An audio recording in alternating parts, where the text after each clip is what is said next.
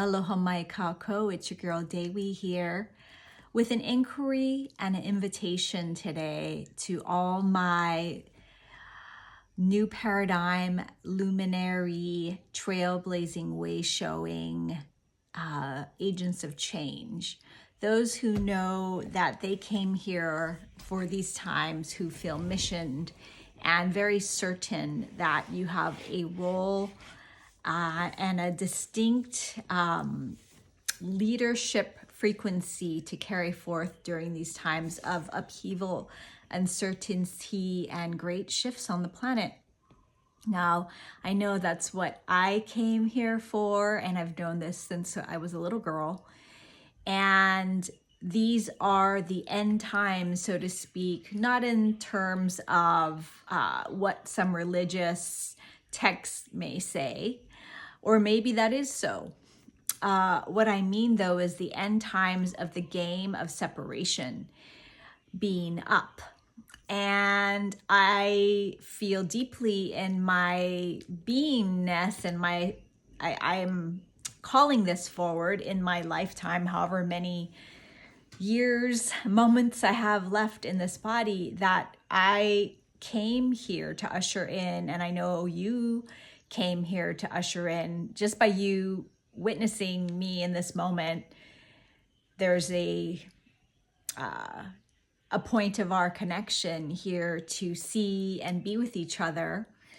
And let me know in the comments if you feel like you came here for these times, and to witness our own unraveling of everything we thought and believed we knew about how reality was, what it meant to be a productive member of society. Maybe it was the programming you got was to go to school, get good grades, go to college, get a good job, and then everything would be set. Oh yeah, find your partner. Don't forget that one. And in this time of great upheaval, there are so many unravelings happening. I know many of my close beloveds who are uncoupling from multi-decade relationships. There is a whole crisis of identity happening because what we've invested all of our mind and manpower, so to speak, of our our life force energy into, in terms of creating a certain identity for ourselves in this matrix 3D old paradigm way, is now everything's up for reinterpretation, rebirth, and disillusion. And so that's all the way up, quote unquote, up to the societal ways that the institutions have been run, the way our governments have been run.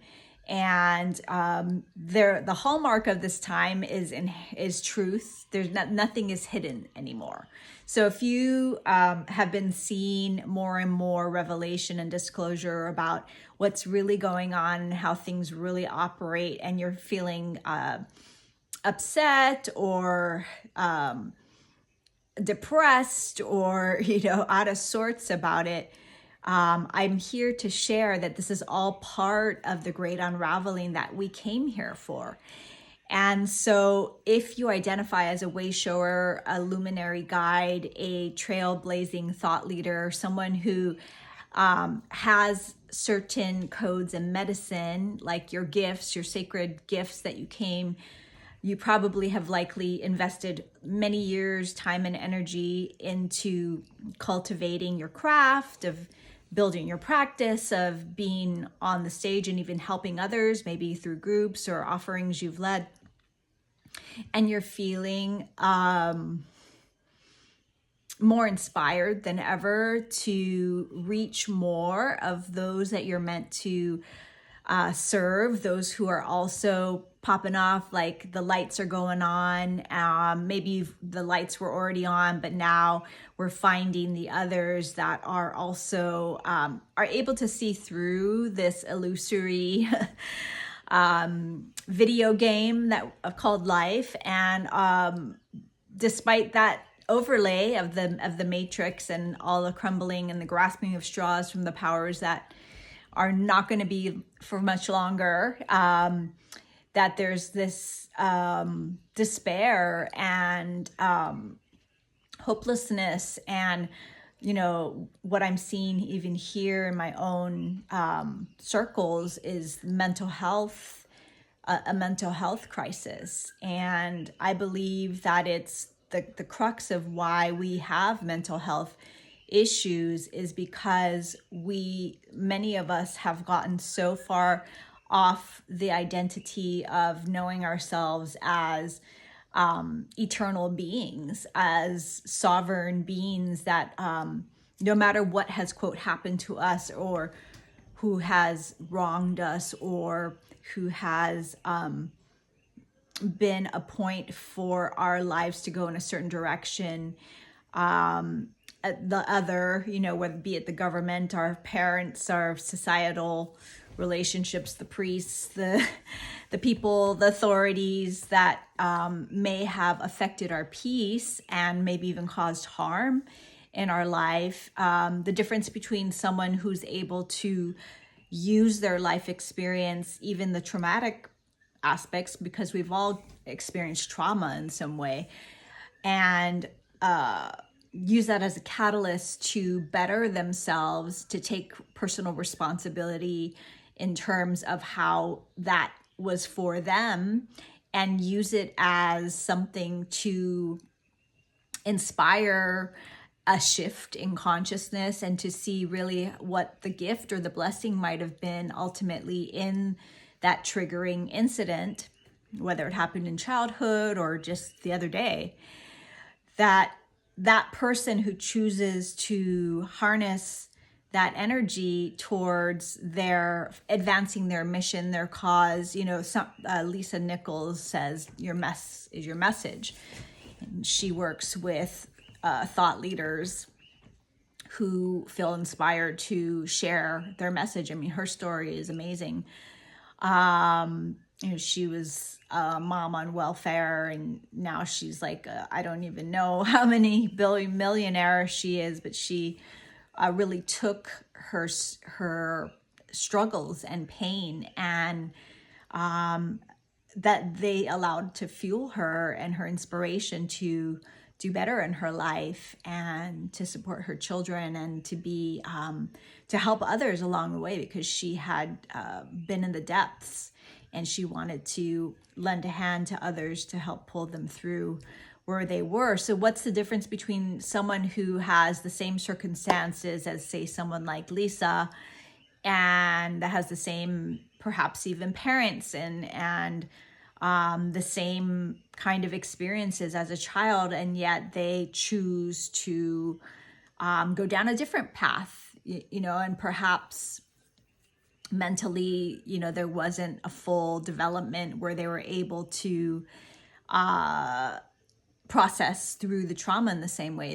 They might, even with the same parents, may have had different resources or mentors in their lives who were help them to return back to their own personal power. The point I'm making here is that it's up to us, through the power of choice in this moment and every now moment that follows from now, to choose to perceive how we want to see, how we want to perceive, to frame how we want to frame, to give weight to the stories that serve us, and compost and release the ones that don't, or flip the switch and rewrite the stories. And I believe that as trailblazers, luminary leaders, and transformational guides, it is our kuleana to craft the new stories, to be the way showers and the guides pointing to another way. Another way is possible is one of the slogans that stuck with me when I was a radical activist in New York City back in 2000s, early 2000s. And I remember that slogan at these rallies and demonstrations that I used to go to, another way is possible.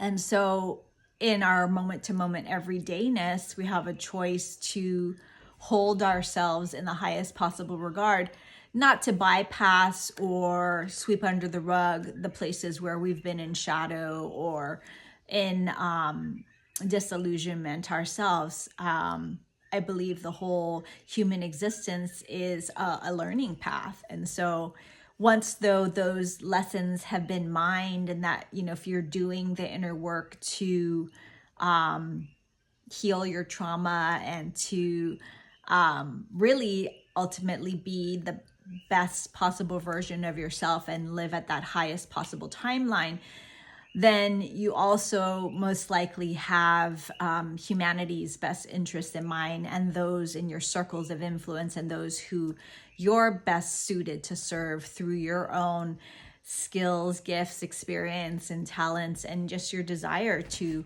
where that spark and zest of inspiration lies in terms of who you would like to partner with more or reach. And that can evolve and shift, and we can reinvent ourselves. There's no box anymore that we have to put ourselves in. And so I'm here to remind us and remind myself of the power of the frequency that we put out, the words that we share, the stories that we tell ourselves, the inputs that we take in. Every so often I clean out my inbox and my YouTube subscriptions and just unsubscribe or unfollow people that, or, you know, brands, or I don't even know, sometimes somehow some of the things that are placed in my awareness come there, but they're, you know, if they're not something that I choose to condone or continue to validate, then I unsubscribe. And I also choose to subscribe to the things that do inspire me, that do lift me up. And in the same way, I'm sure you've heard of this idea too of consuming more than we create, or creating more than we consume. Now, as someone who is a luminary leader and someone who is here to contribute value in the world, I would say you probably, like me, would like to be creating more than you're consuming. And so in my own experience, there's many ways over the years where I have created what I needed most to hear or see or feel. And through my creations, I was reminded of my creative sovereignty, the power that I had to create something beautiful, something uplifting and inspiring that I most was going to benefit from and receive value from, also with the intent of sharing it. And so that's the way as an artist I've created in my life. And I've done that through music, and I've done that through art. And just like this beautiful goddess creatrix in this image here, she is writing her story. She is meditatively tuning in with the frequency of that which she chooses to transmit. And I am inviting us all to be conscious creators right now, and to put out and transmit the frequency, the messages, the vibrational tone, and the beauty that we choose to co-create and empower and perpetuate and highlight in the world. And so if you are resourced enough to, and in a place where that feels authentic and that you would desire to do that, then I say go for it, because it's very easy to get distracted. And I know for me, off course from that forward and aligned focus. And so I am so devoted to this, and I'm recommitting to this. And I'd like to share a way that I'm doing this, and that you can participate with me in this. I have a couple of ways, but one that's coming up very soon, which is called Channel Your Anthem, and it's all about creating your own, channeling your own high vibe, high frequency piece of music that could either be a custom theme song or a branded asset for your business or movement or your platform.